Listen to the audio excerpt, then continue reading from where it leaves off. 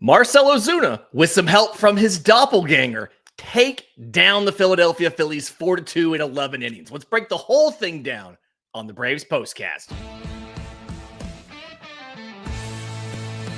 This is the Braves Postcast, your instant game reaction for the Atlanta Braves. Part of the Locked On Podcast Network, your team every day. Yes, welcome on into the Braves Postcast.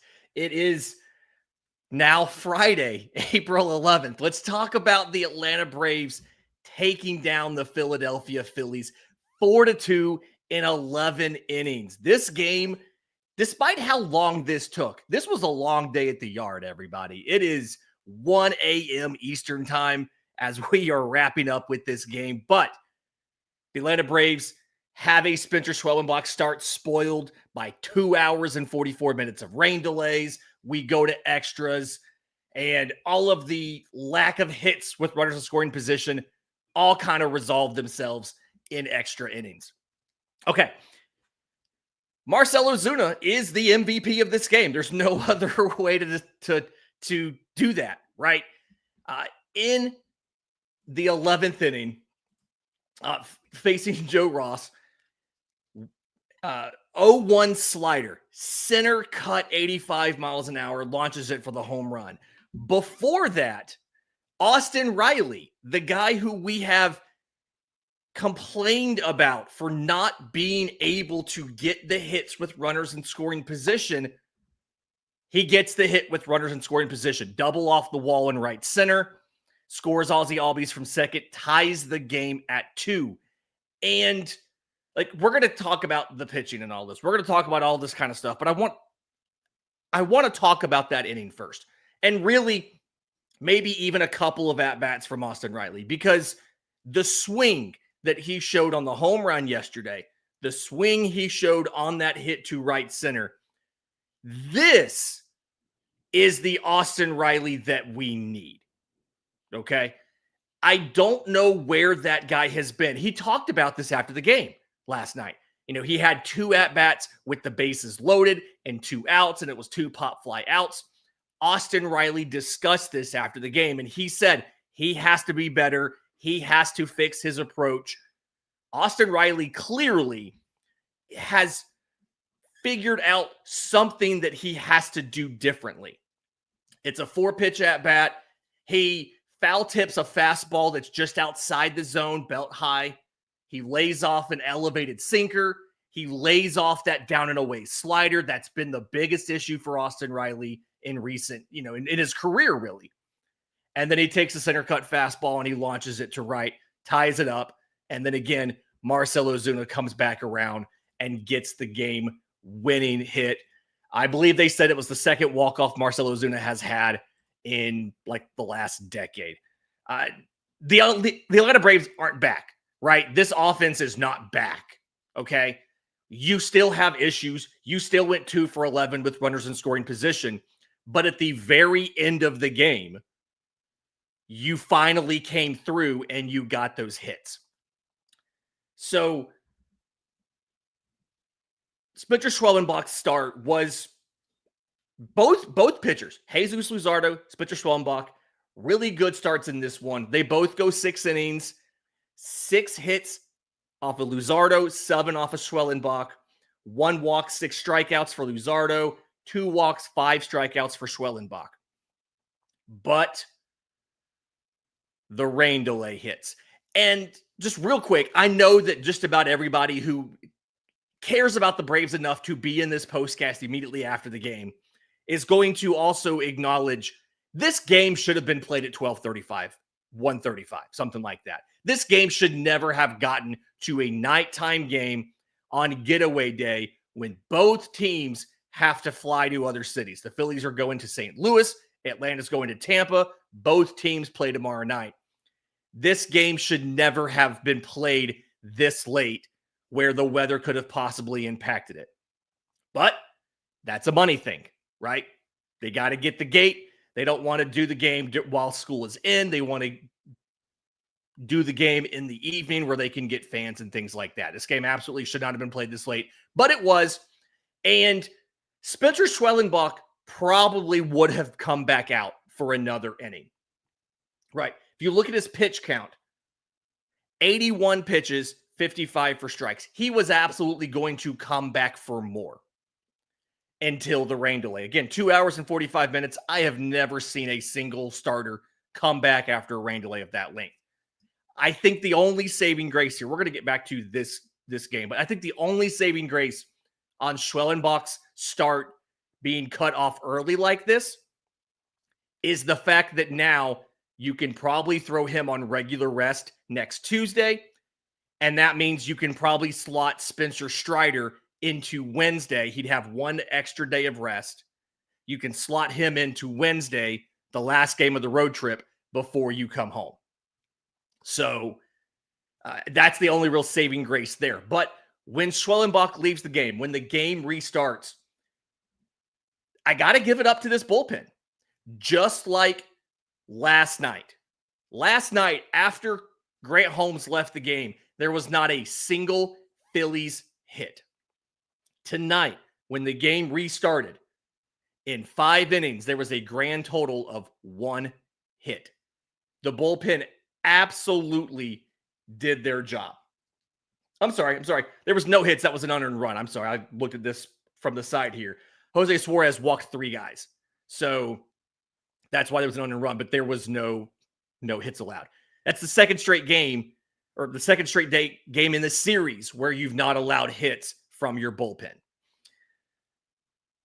Montero, I thought, looked really good in the 10th inning. The move from going fastball changeup to fastball splitter absolutely worked. And you're in a really interesting scenario here of Spencer Strider is probably going to come back next week. Do you send down a starter? Do you get rid of one of these relievers? What do we do? Is Suarez the guy that goes? He has to get DFA'd. Montero. Does Montero go? Does he get DFA'd? Or do you try to option somebody down? You can option down Daisybel Hernandez. I don't think you should do that. You can option down AJ Smith-Shawver. I don't think you should do that. Do they go with just 5 starters and option down Bryce Elder? We'll see what happens.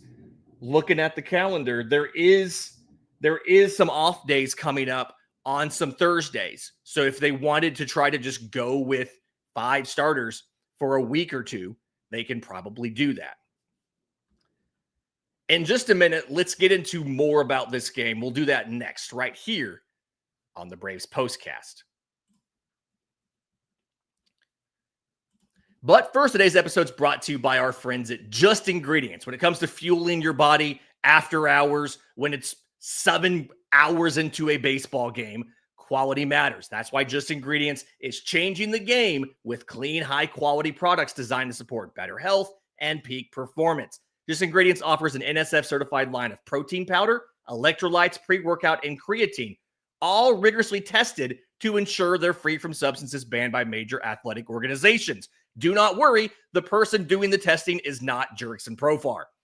Just Ingredients has also partnered with 2-time MVP Bryce Harper, who trusts the NSF-certified sports line to fuel his training and recovery and give him the energy to get over getting beat by the Atlanta Braves in 2 games out of 3. So visit justingredients.us, use code LOCKEDONMLB for 20% off. And for more wellness tips, visit @just.ingredients on Instagram. Welcome back to the Braves Postcast. And we do need to kind of bask in this win a little bit. I'm going to get to some of these comments in just a few minutes because we've got some great stuff in here. But we do need to bask in this win for a little bit because there were some things that Atlanta did that we are now kind of seeing our standard operating practice. We saw the Braves lay down 3 bunts in this game. Now, they didn't all work out. They did not all work out. But we saw multiple bunts by the Atlanta Braves. We saw Fairchild steal a base. Like, we saw a lot of different things going on. Now, you can tell not everybody has practiced bunting. They're not always very good at bunting, but for the people who have been frustrated about the state of the offense, things like that are showing that the Braves are trying to do something different, right? They are trying to do something that's not just always trying to hit a home run. We're seeing, like, the results may not work out, but the process, they are legitimately trying something else. Matt Olson had a massive at-bat. He didn't get on base, but he took, 12 pitches before the bat was resolved? So we're seeing some of these guys are showing they are willing to do different things. They are willing to change their game plans to try and get the offense going. At some point in time, Michael Harris needs to actually get a regular hit versus trying to swing at everything out of the zone or in the dirt and then get a bunt. But the point is, they're doing it. Nick Allen, I thought Nick Allen had a good at-bat. He made good contact in that inning. It was just right at somebody. Austin Riley is still, I think, the main one you have to figure out. I feel better about the swing he put on at the end of the game yesterday for the home run, the swing he put on for the double and extras today, because it was not only two really good swings, but it was the situations that he was in.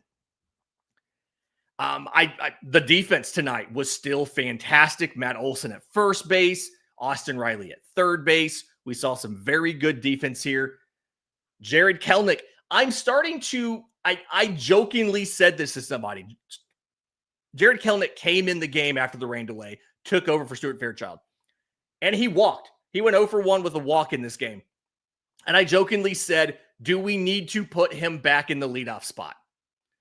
Because it's clear that you can't put Michael Harris and Ozzie Albies together at 1 and 2 anymore.